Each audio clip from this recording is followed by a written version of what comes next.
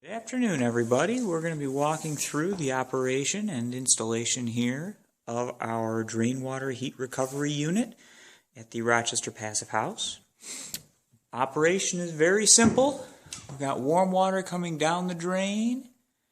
It's going to go through this big copper tube here and go right out to our septic system. Then we've got cold water coming in from the street. It's going to tee off.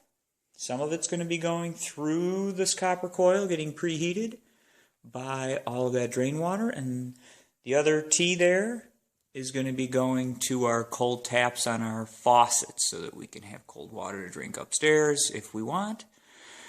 At the very top, we've got some preheated cold water, and that cold water is going to be fed back to the hot water tank, so the hot water tank is not heating up 50-degree water, but closer to 75-degree water.